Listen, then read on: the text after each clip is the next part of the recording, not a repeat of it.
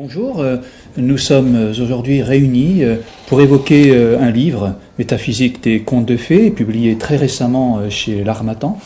Nous sommes en présence donc de M. Bruno Bérard, qui a donc contribué à ce livre, ainsi que M. Jean Borella, professeur agrégé de l'Université de Nancy, docteur ès-lettres, de Mme Catherine Conrad, professeure de philosophie, et voilà, donc moi-même, Bruno Guillemin, professeur de philosophie. Alors, nous pouvons poser une question à M. Bérard, une question toute simple, que vous posez d'ailleurs vous-même après avoir fait un petit peu un historique du conte de fées. Finalement, qu'est-ce que c'est qu'un conte de fées ? Ouais, c'est la question la plus difficile par laquelle vous commencez. Les contes de fées remontent du fond des âges. On les trouve dans toutes les époques, dans toutes les régions du monde. Donc, pour répondre à la question de ce qu'ils sont, il y a un premier volet qui est d'où ils viennent, et puis après un deuxième volet qui est à quoi peuvent-ils servir, on peut dire. Donc d'où ils viennent, on ne sait pas. Les indices qu'on peut avoir, c'est qu'ils donnent des enseignements qui sont extrêmement larges, extrêmement vastes, à la fois dans l'horizontalité ou dans la verticalité. Donc ça laisse penser et c'est illustré par toutes les interprétations dans tous les genres qui ont pu avoir lieu, donc ça laisse penser qu'on peut aller avec les contes de fées sur, bien que ne sachant pas d'où ils viennent, ça laisse penser qu'ils peuvent nous emmener très très loin. Et ça répond du même coup à la deuxième question, c'est à quoi ils peuvent servir, c'est nous emmener très loin aussi. Alors, finalement, au fond de tout conte de fées, il y a une vérité, mais il y a ce que vous appelez une vérité indirecte. En quel sens on pourrait parler d'une vérité indirecte ou symbolique, finalement ? Alors, symbolique, certainement, et c'est ça qui va donner la verticalité d'une interprétation possible métaphysique du conte de fées. J'aurais pas tant dit indirect, peut-être, que parler de l'intention du conte. Souvent, qu'est-ce que ce conte cherche à nous enseigner ? C'est quelque chose qui est souvent oublié, et c'est dommage. Et alors, c'est un piège fréquent dans lequel on tombe tous quand on analyse quelque chose. On va l'analyser sous différents aspects, on va le décrire, mais on risque toujours d'oublier ce que la chose qu'on étudie doit nous enseigner. Et de grands auteurs sont parfois tombés dans cette erreur.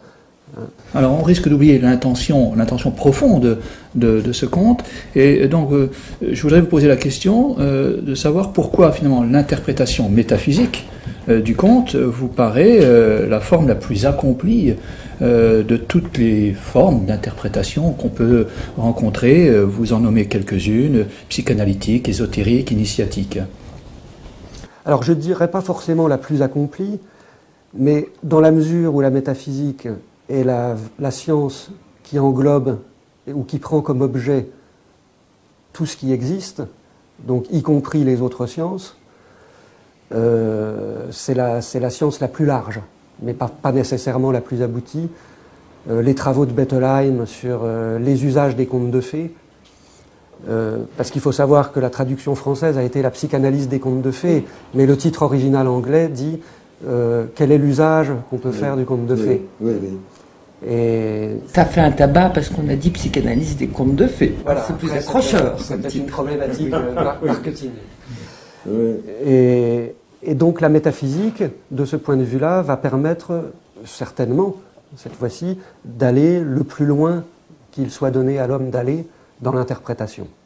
Et donc peut-être de ce point de vue-là, on peut parler d'aboutissement. Si la fin de l'homme, c'est d'aller au-delà des interprétations, au-delà des concepts, et d'entrer dans les symboles et de vivre les symboles. Il y a un paradoxe, puisque les contes de fées, en principe, ça s'adresse aux enfants. Donc l'interprétation psychanalytique, on pourrait comprendre qu'elle aille de soi, mais au fond, l'idée qu'il y a un sens métaphysique qui porterait l'enfant, mais qu'il ne percevrait pas, il y a quand même là quelque chose de tout à fait étonnant. Alors pas complètement. Dans la mesure où les contes de fées n'ont pas été pour les enfants de tout temps. C'est un phénomène même assez récent. Ça ne veut pas dire que les enfants étaient exclus, mais le fait que la destination se limite aux enfants est un phénomène assez récent qui est lié aux recueils de contes qui ont commencé à apparaître au XVIIe, XVIIIe siècle. Alors on appelle recueil, il y avait des éditions de contes avant, mais le fait qu'il y ait un recueil, qu'il y en ait au moins deux, ça a été en tout cas en France quelque chose d'assez récent. Et puis après, le XIXe siècle a vu l'expansion phénoménale à la fois de la littérature, au début par la littérature de colportage, et après les lois Guizot sur l'enseignement. En fait, les enfants se sont mis à aller à l'école. Donc il y a eu cette conjonction des enfants et de l'accession des livres pour tous qui a eu lieu au XIXe siècle, d'où les contes de fées pour enfants qui datent, on peut dire, du XIXe siècle dans cette spécialisation. Je voudrais d'ailleurs souligner que dans ce livre Métaphysique des contes de fées, que Bruno Bérard a présenté dans les 2 premières parties du livre un historique donc des contes de fées et aussi de leur interprétation qui est quelque chose de considérable. Hein, de considérable, oui. Très, très clair. De remarquable, de très clair, et d'une certaine manière que je n'ai pas lu ailleurs. Hein. C'est vraiment un travail d'information encyclopédique hein, qui est absolument nécessaire et qui ne déflore pas le mystère des contes de fées, bien sûr. Ça... Ce qu'il faut absolument ajouter à cela, c'est que j'ai utilisé les travaux d'un très grand nombre de chercheurs et d'universitaires sur les contes de fées qui les ont abordés par différentes approches ou qui ont étudié différents auteurs ou différentes périodes historiques. Et donc je n'ai fait qu'une modeste synthèse de leurs travaux de recherche qui restent les leurs. Mais cette synthèse a son intérêt. Oui, parce que il est vrai que de ce point de vue, c'est un domaine immense, vraiment immense. Ah oui, même si tous les contes de fées ne correspondent pas à de véritables traditions, beaucoup sont, à partir surtout du XVIIIe siècle, beaucoup sont des œuvres littéraires. J'avais à l'université une collègue, Madame Robert, qui a fait sa thèse sur les contes de Madame d'Aulnoy, n'est-ce pas? Et c'est considérable, la quantité de volumes qu'elle a étudiés. Mais enfin, c'est une étude purement historique et littéraire. Mais enfin, c'est extraordinairement riche. Hein, extraordinairement riche, même du simple point de vue littéraire. Et non pas métaphysique, mais enfin, littéraire. Alors c'est vrai que c'est immense, puisque on disait que ça vient de tous les temps et de tous les continents, mais on en a dénombré plusieurs dizaines de milliers. Ah oui. Et il y a un recensement en Finlande, parce qu'il y a un chercheur finlandais qui a contribué à faire ça, et donc c'est peut-être 30 ou 40 000, le chiffre précis est dans le livre, mais on parle d'autant de contes que cela.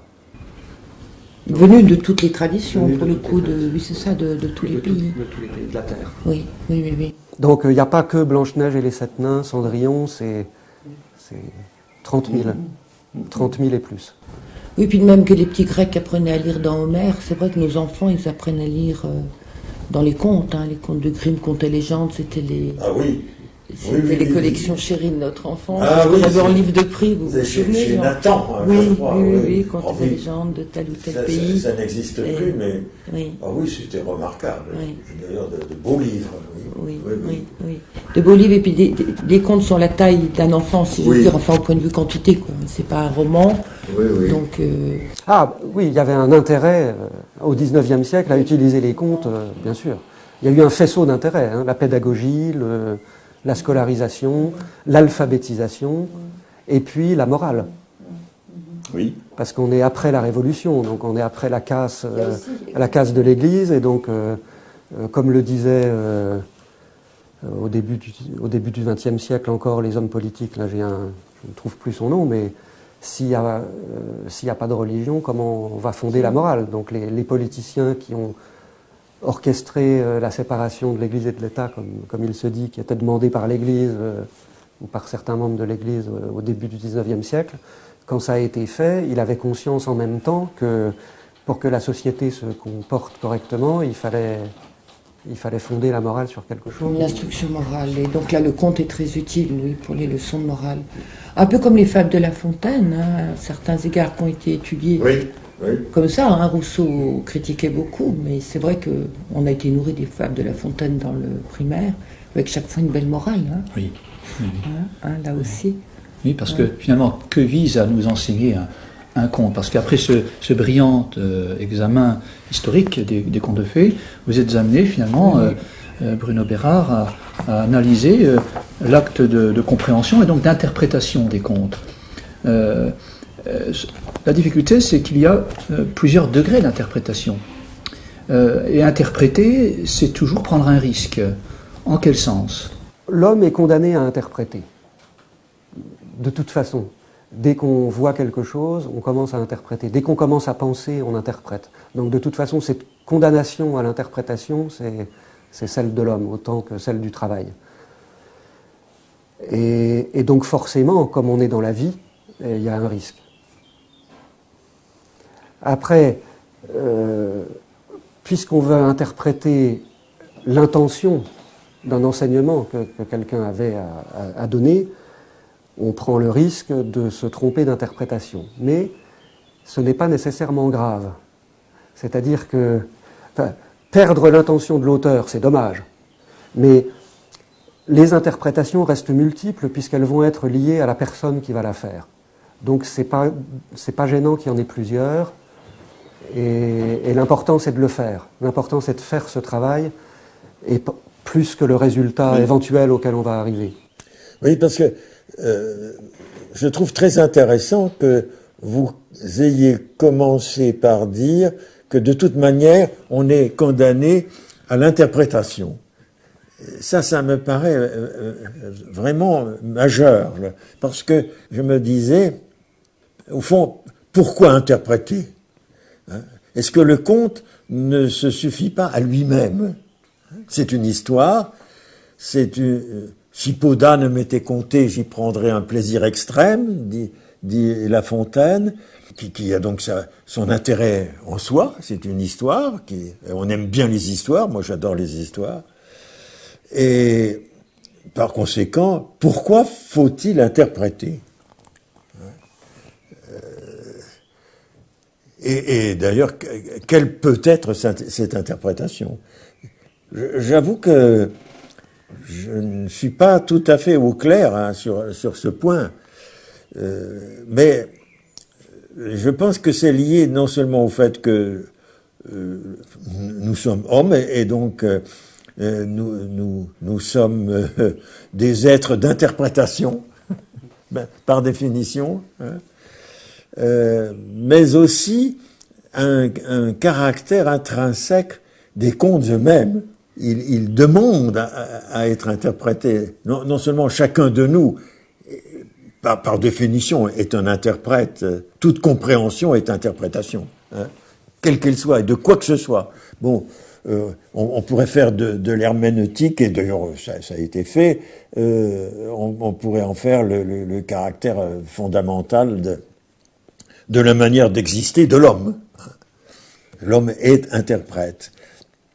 Mais peut-être si on compare à la fable, puisqu'on a cité les fables qui elles aussi ont parfois des morales, la fable, elle n'a pas nécessairement besoin d'être interprétée. Elle est souvent allégorique. Oui. Une fourmi est un travailleur, donc c'est une œuvre littéraire qui peut avoir un intérêt moral ou un intérêt de divertissement, mais elle ne demande pas d'interprétation. Un conte ne va pas l'imposer, mais invite davantage à en faire une, par le symbole. Donc il y a une verticalité du symbole qu'on trouve dans les contes, qu'on n'aura pas dans une horizontalité d'allégorie qu'on aura dans les fables. Vous voyez, je suis tout à fait d'accord avec cette distinction, mais n'est-ce pas, les fables sont des œuvres littéraires, enfin en général, autant que je m'y connaisse, évidemment La Fontaine, Ésope, Phèdre, enfin, ce sont les trois, Florian un peu aussi, oui, qui est moins connu, mais enfin qui est important. Ce sont donc des œuvres littéraires. Mais ces œuvres littéraires, en particulier chez La Fontaine, sont liées, sont des reprises de thèmes, d'histoires qui lui sont bien antérieurs, hein, et donc ce qui est propre à La Fontaine, c'est le style, la manière, la façon admirable, extraordinaire. Pour moi, c'est peut-être le plus grand poète français. Bon, ça lui appartient. Mais le fond de l'histoire, souvent, ne lui appartient pas. Parfois aussi, c'est une création, hein, c'est une invention de lui-même. Mais enfin, souvent, il réfère à des fables d'Ésope, de Phèdre. Aussi, je me souviens de Pilpaï, hein, c'était des fables de l'Inde. Hein. Et d'ailleurs, le XVIIe siècle est une époque où la littérature de l'Inde et de l'Orient, d'ailleurs, prend une importance considérable. Donc, et ça me permet de revenir aux contes et à l'interprétation des contes, puisque c'est de ça qu'on parle. J'ai le sentiment que une œuvre, un conte, qui est une œuvre littéraire, il y en a d'innombrables, ne provoque pas le même besoin d'interprétation. Il faut aussi les interpréter, bien sûr, mais le même besoin d'interprétation que les contes dont vous parliez, Bruno, au départ, à savoir qui viennent de la nuit des temps, dont on ne sait pas d'où ils viennent, et qui ont traversé donc les millénaires, hein, et aussi les continents. Et alors, qu'est-ce que ça produit, ça? Ça produit, pour le conte, me semble-t-il, ça produit une sorte d'impossibilité de le situer. Ça lui confère une sorte d'erratisme, n'est-ce pas, d'existence erratique. Ça vient de nulle part, aussi bien dans le temps que dans l'espace. Et ça pose une énigme, c'est un objet. Ça devient, le conte acquiert, ce n'est plus l'œuvre, ce n'est plus la création de quelqu'un ou d'une culture, n'est-ce pas? Ça n'est plus la création d'un monde, c'est une sorte d'aérolite, d'objet erratique, inintégrable d'une certaine manière. C'est d'ailleurs pourquoi ils ont survécu, parce qu'ils sont inintégrables. Et alors, ce qui est inintégrable, eh bien, nous cherchons toujours à l'intégrer, forcément, hein, par définition. C'est un défi. Oui, c'est une énigme, c'est un défi, et c'est pourquoi nous cherchons à l'interpréter. Mais le fait d'interpréter est quand même un peu curieux, inattendu. Hein.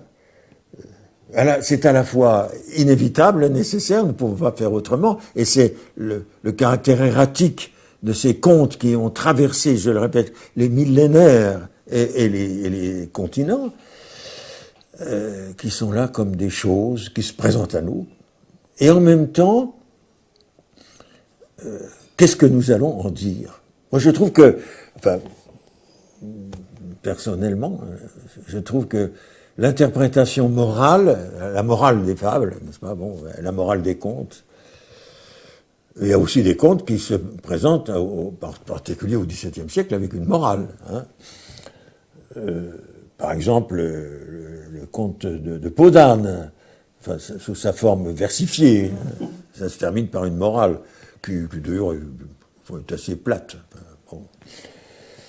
je trouve que l'interprétation morale est intéressante, mais enfin, moi, ça ne m'enthousiasme pas. Hein. L'aspect erratique invite évidemment à l'interprétation métaphysique, parce que ça suppose qu'il y a quelque chose de plus qu'humain, déjà dans le fait de la transmission, puis le fait d'une certaine universalité des schémas, alors que l'interprétation psychanalytique en fait quelque chose de purement humain, et l'interprétation morale de purement utilitaire. Alors que quand vous dites c'est un objet, moi j'aime bien, parce que c'est l'idée que ça se contemple, et c'est pour ça que ça peut relever, enfin, ça justifie, je trouve, l'interprétation. Oui, le titre est plus ambitieux, peut-être, que les contes. Simone Weil aimait beaucoup les contes, elle en raconte énormément. Oui, elle en lisait tous les jours.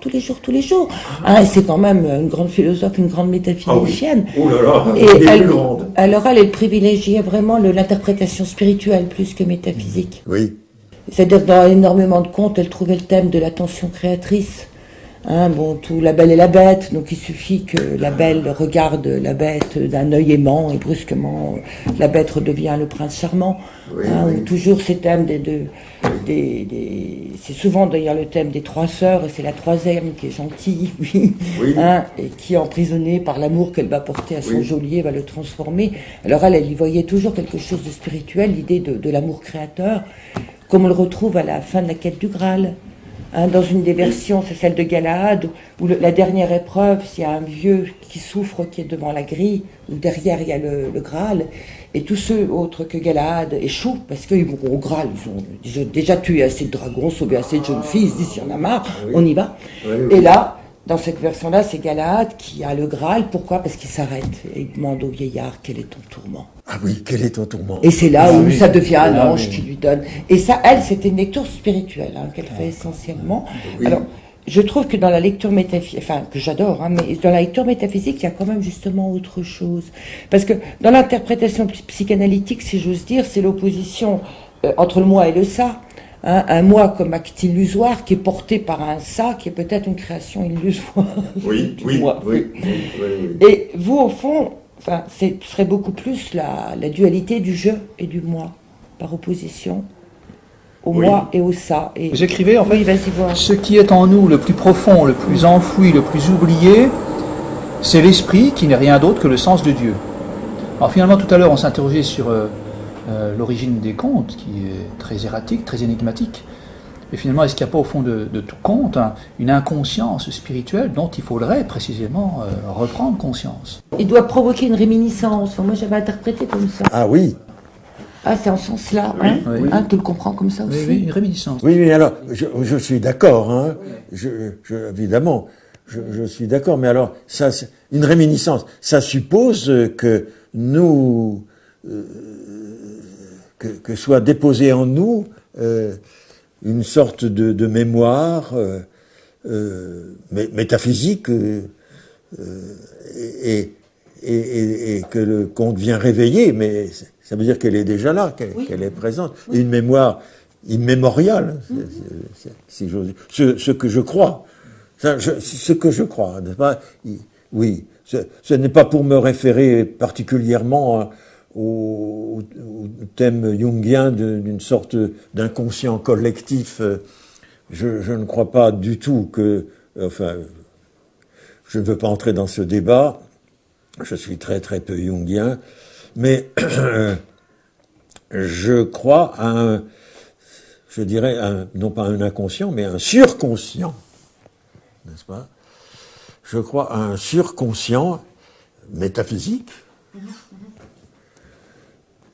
et qui est présent en chaque être humain, une sorte, oui, de mémoire, d'instinct, et qui est fondamental et lié d'ailleurs à une anthropologie métaphysique également. Je regrette dans un de mes livres qui va être réédité, donc Amour et vérité, de ne pas avoir suffisamment appuyé sur le rôle de la mémoire. J'en ai au fond peu parlé, j'ai parlé de l'intelligence et de la volonté, mais cette mémoire qui traverse les temps, qui traverse les époques, qui est en chacun de nous, elle est liée à l'attrait pour le conte. Le conte, c'est un condensé de mémoire immémoriale. Et donc, il nous dit, nous avons l'intuition, le pressentiment, ou le sentiment, ou la conviction, qu'il nous dit quelque chose sur nous-mêmes. Et le fait qu'il perdure à travers le temps montre bien qu'il nous dit quelque chose d'essentiel sur nous-mêmes. D'essentiel, Et oui. pas seulement lié à des conditions. D'archétypal. Oui, d'archétypal. C'est l'intellect agent, enfin, comme la Oui. culture comme intellect agent. Oui. Hein, c'est elle qui vient réveiller. C'est ça que Oui. j'avais parlé de réminiscence. Oui. C'est Et au ça fond, qui- le plaisir qu'on a, bon, si Baudin m'était compté, c'est parce Oui. que ça réveille. Quand même. Oui, ça nous dit quelque chose, n'est-ce pas? Il n'y a rien à faire. Ça nous dit, on ne sait pas toujours ce que ça nous dit, mais on sait que ça nous dit quelque chose. Ah oui. Ça fait sens pour nous. Ça fait sens pour nous. Oui, tout à fait. Alors que l'histoire elle-même est souvent invraisemblable. Oui. Ou impossible. Oui, Les parents oui. qui tuent leurs enfants, etc. Il y a des histoires... Oh bah, prenez le petit surprenantes. Pesset, oui. Ah oui. Hein, c'est quand même des parents un peu monstrueux. Enfin, la mère a des remords quand même. Mais c'est souvent des contes un peu terrifiants aussi. Oui. C'est aussi pour ça qu'ils plaisent de 7 à 77 ans. Quoi. Et donc c'est pour ça que ça invite à aller au-delà du sociologique ou du psychologique. C'est ça. Voilà. Ça, c'est très Parce que important. ça dépasse Voilà. ces deux... Il y a quelque chose C'est deux d'immuable. Oui. Et dans la nature humaine et dans Je vous suis Dans tout à fait. dans ces enseignements que sont les contes. Pourquoi ça n'est pas vraiment psychologique et donc psychanalytique? Oui, bien sûr. Là, Toujours un aspect. il y a toujours un aspect. Je ne l'évacue C'est pas. évident. Oui. Mais c'est un peu raplapla. Oui. Pas toujours. Pas toujours, Les travaux de Bettelheim ou de Ça Marie-Louise va, von c'est- Franz Ça me laisse un peu sceptique, j'avoue. peuvent aider des gens dans la vie de tous les jours. Mais Mais certainement, on peut aller plus loin. Très peu lu, oui.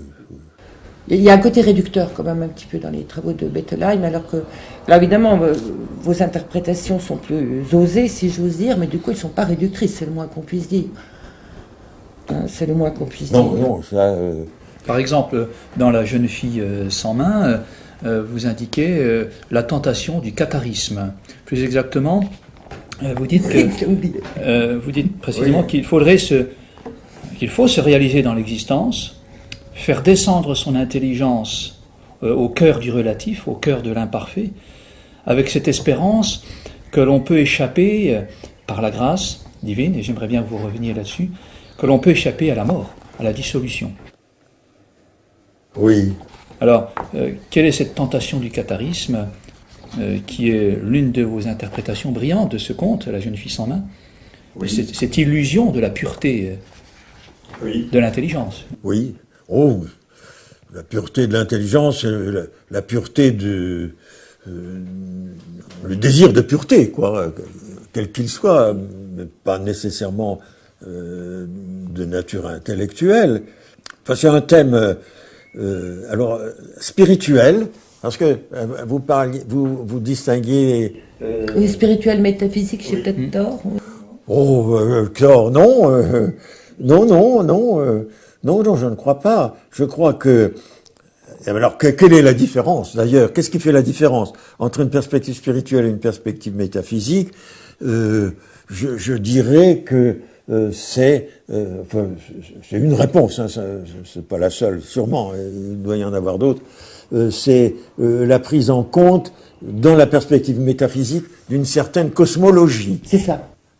Enfin, c'est-à-dire, oui, des degrés de la réalité du monde qu'on peut laisser de côté en spiritualité. Saint Augustin disait, ce qui m'importe, moi, c'est Dieu et l'âme, enfin, Dieu et moi, et le reste, non. Mais ça, c'est une parole purement spirituelle. Mais je pense que il y a aussi dans les interprétations que Bruno Bérard et moi-même avons données il y a aussi une intention spirituelle. Bien sûr, en même temps, bien sûr. Mais c'est l'aspect cosmologique qui fait penser un peu, alors on devrait dire le conte de la caverne plutôt que le mythe de la caverne. Oui. Il y a cet aspect-là, je trouve, parce qu'on peut aussi faire une lecture purement morale du mythe de la caverne. Ah oui, oui, comme oui, on peut en tout à faire fait. une lecture cosmologique. Oui, oui. Mais non, il faut parler, enfin, du mythe, d'ailleurs, Oui, non, mais l'allégorie, c'était une l'image, le parenthèse, c'était symbole, pour dire que bon. c'est la même, c'est cette Oui, oui. dimension-là qui est... Oui, tout à fait d'accord. Parce que la jeune fille sans main, vous en faites quand même le symbole de l'histoire de l'âme, Oui, et d'une certaine façon de l'histoire du salut. oui. Du salut par l'Église, enfin. Oui. Et ça, je trouve ça extraordinaire. C'est pour ça que je reviens à la question de Bruno Guillemin, le catharisme, n'est-ce pas? Je crois vraiment que c'est une des tentations, une des erreurs les plus difficiles de toute démarche spirituelle. Elle est présente dans toute démarche spirituelle. Et elle est d'ailleurs présente non seulement dans les démarches spirituelles, mais aussi dans les démarches philosophiques.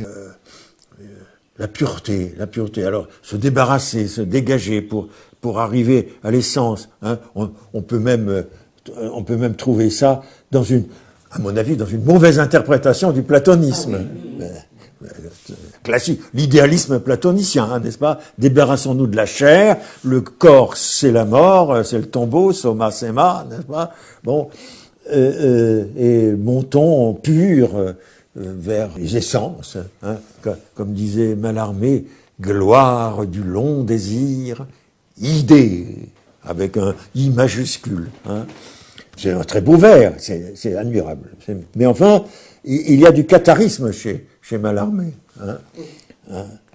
Il refuse le mot de la tribu, donner un sens plus pur au mot de la tribu, hein, de la tribu des hommes. Bon, et dans la démarche spirituelle, qu'à mon avis retrace le conte de la jeune fille sans main, eh bien, il pourrait y avoir ce désir de pureté, donc de se dégager de la chair, n'est-ce pas? C'est ça, fondamentalement, pour moi, le catharisme, et ce qu'on trouve aussi d'ailleurs dans certains courants gnosticistes, hein, marcionites et d'autres. D'ailleurs, tout le courant de la gnose, de la mauvaise gnose, de la fausse gnose, c'est l'idée que le démiurge, enfin le Dieu créateur, le Yahvé de la Genèse, c'est un mauvais Dieu qui a fabriqué un mauvais monde, et qu'au-dessus il y a le Père, celui qui est au-dessus de tout, et qui finalement enverra son Fils, le Christ, pour réveiller le sens gnostique. C'est un acosmisme, n'est-ce pas? C'est un rejet, parce que c'est impur. Et c'est vrai que c'est un sacré merdier, hein. Il faut le dire, le monde est un sacré merdier, il y a aucun doute. Eh bien oui, justement, n'est-ce pas? Pour moi, la vérité de la démarche spirituelle qui est enseignée enfin, l'une des vérités qui est enseignée par ce conte, c'est que il faut l'assumer. Ce merdier, ce bourbier, pour parler comme certains prégnostiques de l'âge de Platon, de l'époque de Platon, il faut l'assumer. Fondamentalement, il faut l'assumer. C'est l'assomption qui, pour moi, est vraiment fondamentale. Finalement, assumer l'accord entre l'intelligence et la volonté. Parce que l'intelligence doit se réaliser en acte. C'est tout le problème, finalement, de mettre en accord l'infini de la volonté et le fini de l'entendement, comme dirait Descartes. Oui. Ce qui nous ouvre sur la perspective donc, de la liberté humaine et ce mystère de la personne, ce mystère de la volonté auquel vous faites référence à la fin de votre article. Ah oui. J'attache une grande importance à ce que j'ai écrit là, à la fin. C'est une sorte d'appendice, hein, sur le problème, oui, de la volonté et de l'intelligence et de la liberté.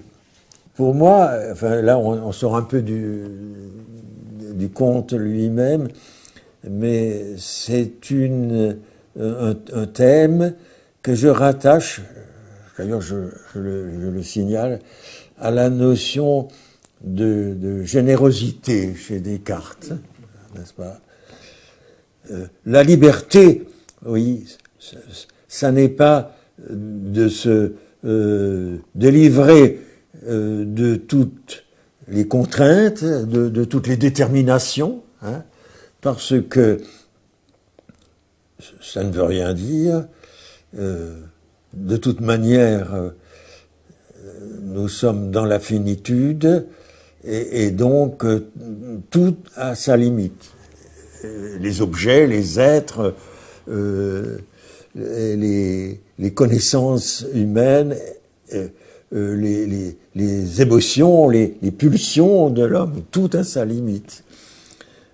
Et nous ne pouvons pas nous en délivrer. Et d'ailleurs, ça serait totalement inutile. Ce serait la liberté de l'avare qui meurt sur son sac d'or. Son sac d'or est une possibilité d'agir extraordinaire, mais indéfinie, d'ailleurs indéterminée. Et parce qu'elle est indéterminée, elle est indéfinie, et donc elle nous apparaît sans limite, évidemment, mais précisément parce qu'il ne s'en sort pas, parce qu'il ne s'en sert pas, pardon, parce qu'il ne s'en sert pas, parce qu'il ne l'utilise pas. Mais s'il utilise cet or, dès qu'il l'utilise, c'est fini. Il ne peut plus. Cette somme d'or perd son indétermination fondamentale. Et ça, c'est une image, une fausse image de la possibilité, de ce que, au fond, Guénon appelait la possibilité universelle, n'est-ce pas? L'omnipotence, l'omnipossibilité. C'est la caricature, c'en est l'inversion que je qualifierais de diabolique. C'est la liberté néant de Sartre, finalement. C'est la liberté néant de Sartre, parfaitement. C'est la liberté néant de Sartre, oui. Et parce qu'il peut accroître indéfiniment son tas d'or, il a l'illusion que c'est une fin et Oui. pas un moyen. C'est l'accroissement qui donne cette Exactement. illusion, Enfin, quand même en grande partie. Parce qu'il est piégé par lui-même. il est piégé par lui-même, mais ne mésinterprétons pas Sartre quand même, parce que il en conclut que nous sommes condamnés à être libres, comme il le dit, n'est-ce pas, et qu'il faut résolument désespérer, parce qu'il n'y a pas de solution. Hein.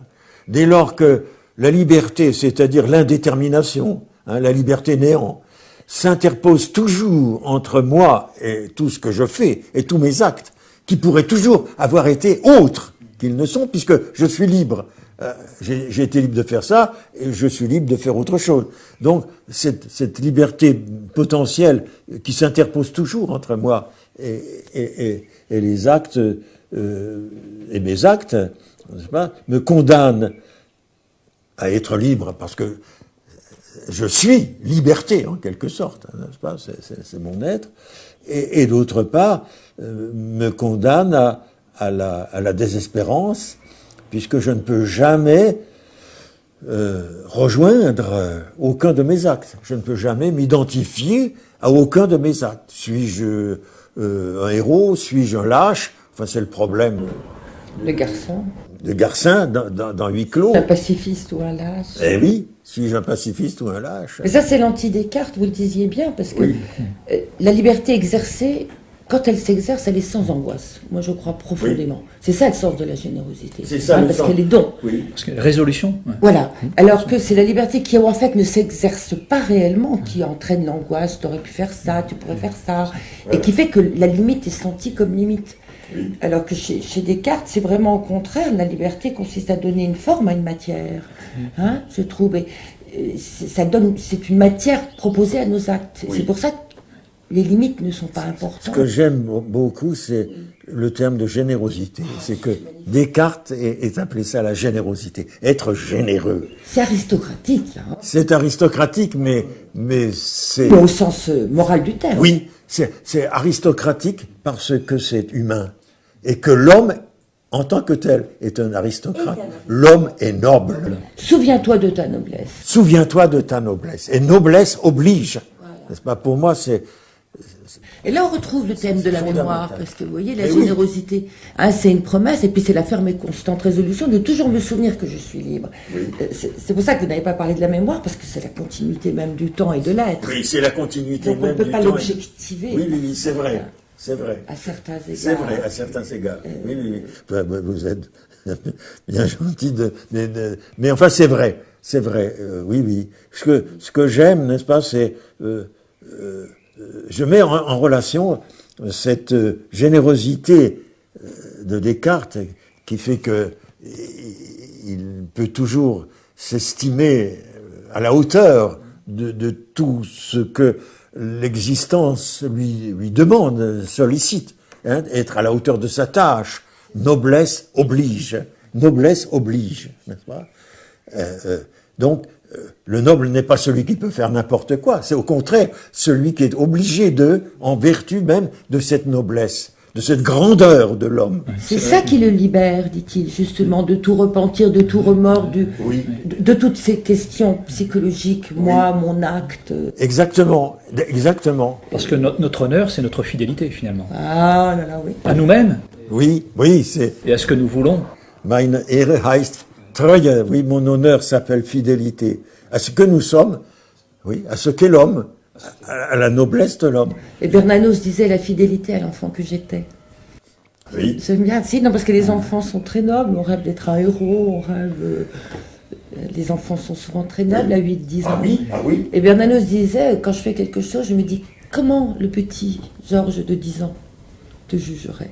Je suis content que vous parliez de Bernanos parce que j'ai souvent utilisé aussi une phrase de Bernanos dans le dialogue des Carmélites, hein, où la mère abbesse dit à sœur Agnès de la... C'est Blanche de la Force. Blanche de la Force, oui.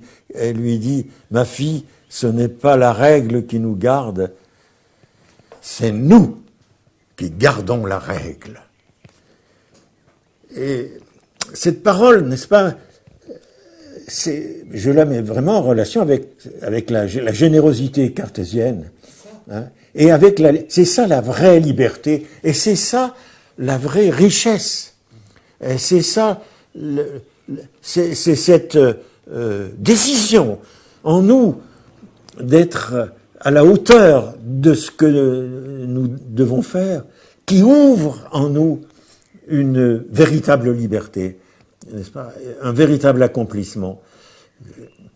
Je mets cela en relation avec l'épisode dans l'écriture de la veuve de Sarepta, hein, qui rencontre le prophète Élie, et le prophète Élie lui dit, je ne sais plus exactement, enfin, mais donne-moi à manger et à boire. Et elle lui dit, mais... Je n'ai rien. Je n'ai plus rien. Donne-moi à manger et à boire. Il dit, bon, d'accord. Il me reste un peu de farine et un peu d'huile. Eh bien, je vais te faire un gâteau, et puis après, moi et mon fils, nous n'aurons plus qu'à mourir. Parce que nous n'aurons plus rien. Elle le fait, et le miracle se produit, c'est que la farine est abondante et l'huile est inépuisable. Pourquoi? Parce qu'elle a franchi en elle une limite qu'elle croyait infranchissable, et cette limite étant franchie, elle découvre en elle sa véritable richesse.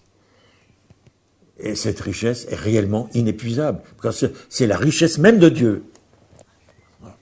C'est la richesse même de Dieu. Et je trouve qu'il y a une sorte d'enseignement de cette nature dans le conte de la jeune fille sans main, et dans cette nécessité d'assumer, et d'assumer autant que possible, avec joie, avec générosité. J'en reviens toujours à cette admirable idée de Descartes, de l'assumer. Et on découvre qu'on peut l'assumer. Parce qu'il n'y a aucune. il y C'est a pas aucun ça qui va nous ressentiment. écraser. Hein. Oui, c'est ça. Il n'y a aucun ressentiment, c'est cette jeune fille. Non, aucun. Hein, Aucun. elle obéit à son père avec joie. Voilà, voilà, exactement. Et avec Alors que foi. c'est une mutilation. Ah oui, Et- oui, oui. Parce qu'il faut aller au-delà de toute raison. C'est ce saut dont vous parliez à l'instant. Ah oui, oui, oui, oui, au-delà de toute raison, de tout calcul. Oui. Dans la mesure où la raison c'est le calcul, au-delà de tout calcul. Espérer contre toute espérance. Espérer contre toute espérance. Et c'est pour ça que c'est l'image de l'histoire de l'âme et l'histoire de l'Église. Moi, je trouve que c'est très fort que vous ayez vu ces deux dimensions hein, dans ces exils successifs. Oui, oui, oui, oui, oui, oui, ah oui, ah oui, ça. Oui, oui. J'aime beaucoup ce passage où vous dites Oui. et l'âme proteste et s'écrie je ne peux pas. Oui. Et Dieu insiste. Oui. Alors l'âme se révolte, ou bien, dans un grand amour, dans un amour fou, elle tente d'obéir, et s'ouvre en elle, dans ce don, une source infinie. Oui. Ce qu'il faut donner à Dieu, c'est Dieu. Oui. Et vous avez cette formule extraordinaire, ce que Dieu veut qu'on lui donne, c'est lui-même. Oui. Alors vous allez très loin dans l'interprétation Oui, je vais très loin. de ce conte. Ah oui. Ah, elle est faramineuse, cette interprétation. Oui, je vais très loin, oui, c'est vrai. Mais, comment dire, je ne l'ai pas cherché. Hein. Réellement, c'est vrai, cette interprétation a été entièrement improvisée. Ensuite, évidemment, et enregistrée. C'est un ami qui me l'avait demandé, et c'est tout. Voilà, je l'ai improvisé, je ne l'ai pas préconçu, je n'ai pas... non, mais je me suis laissé porter, me semble-t-il, par le conte lui-même.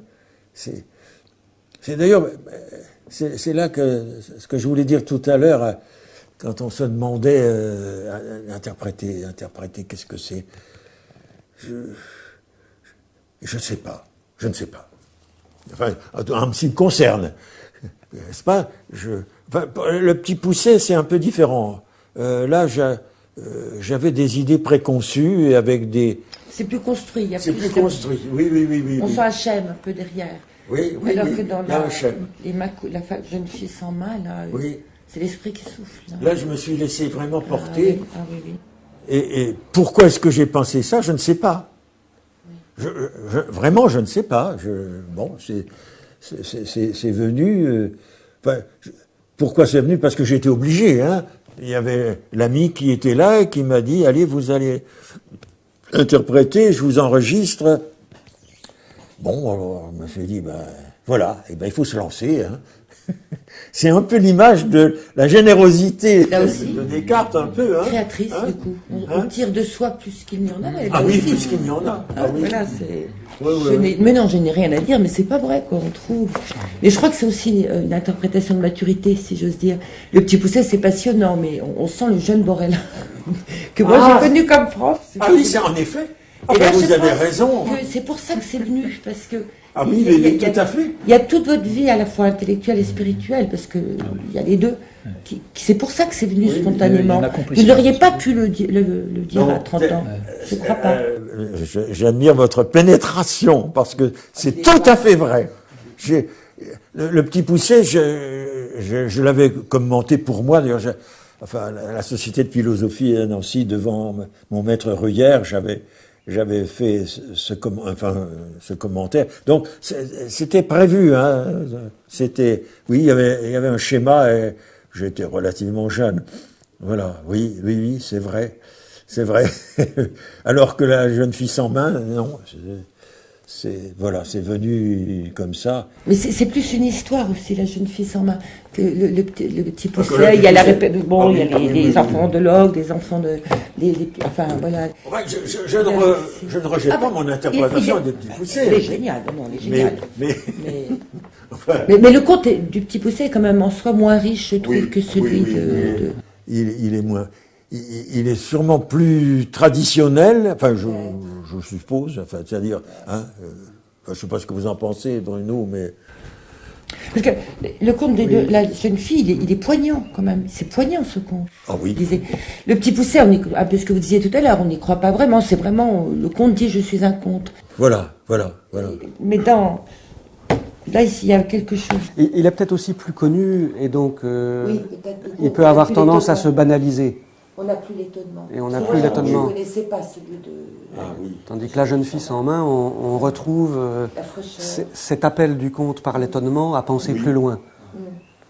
Oui, surtout que le petit Pousset, en plus, on le connaît de manière simplifiée. On n'a pas toujours la vraie version, on la montre. Ah, la vraie version. Oui. Oui, enfin, non, la vraie version. Non, mais les enfants, on leur simplifie, parce que c'est quand même un petit peu horrible. Enfin, j'ai lu le livre de Pierre Saint-Yves sur les contes de fées, qui a été publié en collection bouquins. C'est extrêmement intéressant. Il a fait un travail gigantesque. Il a recherché, je crois, la majeure partie des formulations du Petit Pousset, hein, dans différentes cultures. Quelle est la vraie version? Non, je parlais de version édulcorée ou version complète. Ah oui, d'accord. C'est ça. D'accord, oui, c'est... La vraie version, heureusement qu'il y en a plusieurs, ça prouve que c'est vivant en même temps.